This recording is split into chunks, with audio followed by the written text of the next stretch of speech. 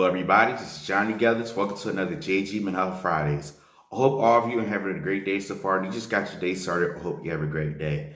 Today, I will be talking about sexual boundary. As I had stated in my previous video, for the month of July, I'm going to talk about different kinds of boundaries. So last Friday, you got physical boundary. Today, you're going to get sexual boundary. And then there are three more boundaries I'm going to address for the rest of the month. So with sexual boundary, we know that there's ties when it comes to, relationships that involve sex. And I want to talk about three different aspects of sexual boundary. Then also read you some information that I got from Psych Central and then give you the coping exercise that deals with sexual boundary. So with sexual boundary, there's consent, intimacy, and sexual history. So first off, with consent is basically having the permission to be able to have, sex with an individual. Um, when someone, said that they don't want to have sex, you got to be able to, respect the consent that someone gives. You can't just barge in and say, well, you said no, but I'm gonna still do it anyway. That's evading their sexual boundary. And that kind of puts a wall up on that individual to say that, they disrespected my person, my physical boundary, but also they disrespected my sexual boundary, where I do not really want to socialize or interact with that individual because they didn't want to respect my consent. And nowadays this is where the aspect of where rape and all different, traumatic things that happen to an individual when it comes to, someone invading an individual's sexual boundary due to not respecting that individual's consent. The second aspect of sexual boundary is intimacy. So with intimacy, the aspect of this is mainly talking about more so of how you want to be pleased. When it comes to the intimacy aspect, it's not just automatically boom having sex.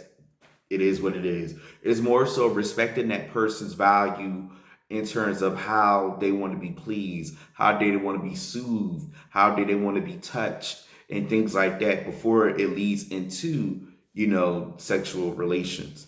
And with intimacy, I know we all hear this a lot in different, within the aspect of relationships, that some people love, you know, that aspect of comfort. They love that aspect of, being caressed. They like that aspect of being soothed. They like that aspect of being pleased and things like that. And with the intimacy aspect, we have to respect an individual's intimacy value because that goes along with their sexual boundary.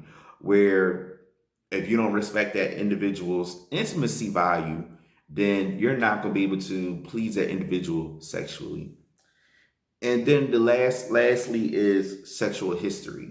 So sexual history, when it comes to sexual boundary, is just being able to respect the history that the individual went through when it comes to the relationships they had with individuals and who they had sex with. And the thing is, with sexual history, you have to be honest and say, okay, this is what I did, this is what I'm used to. I don't know how to do this. I don't know how to do that. I'm still learning at this. I'm still learning at that. So being able to respect that person's, sexual history. If you don't respect that person's sexual history, that kind of have that individual close off, or also have that individual kind of put a wall up. They say that, okay, I'm not ready to go to this next level with you because you're not respecting what I'm trying to provide to you and things like that, to be able to move on into the next level that probably will lead into, sexual relations. So again, sexual boundary is through consent, intimacy, and sexual history. But like I said, I want to read more into about sexual history through Psych Central and what they said.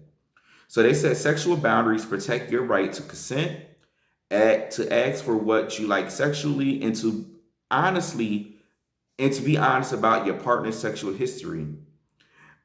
They define what kind of sexual touch and intimacy you want, how often, when, where, and with whom. So for some examples they put on this this article right here, they said that I like to be touched this way. Thus, a personal policy of not having sex on the first date. So those are, examples of sexual boundaries.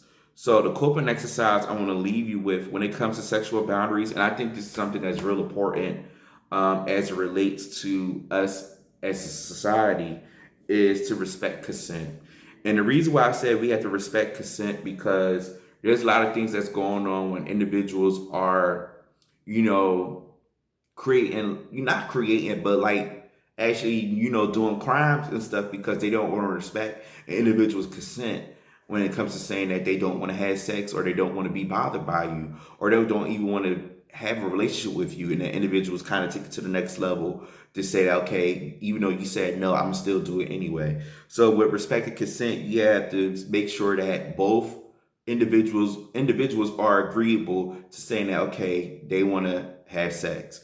And then another thing is, if the person says no, just move on. Just move on. Don't get stuck on it and don't say, okay, they said no, but they might say yes another time. If they say no, just respect the no. And if you know that you're not going to be able to be, committed into a relationship or be committed to that individual because all you want is just sex, just move on. If they say no, just move on and, try to interact with other people or more so just learn more about yourself and things like that. And like I said before, respecting consent is important because you don't want to get, yourself in a lot of consequences. You don't want to deal with a lot of consequences because you didn't respect someone's boundary, especially you didn't respect someone's sexual boundary. And that's all I'm going to leave you with today. If you have any words or topics that you want me to address on JG Menard Fridays, you can contact me on Facebook, Instagram, LinkedIn, YouTube. Don't forget to subscribe to my YouTube channel to check out all the videos on there. Also, go on my website through Wix to check out the videos on there, learn more about me, listen to different podcast episodes I've been a part of. Check out all the publications I did for Helpful Living Magazine and in ways to connect with me for speaking engagements and other opportunities.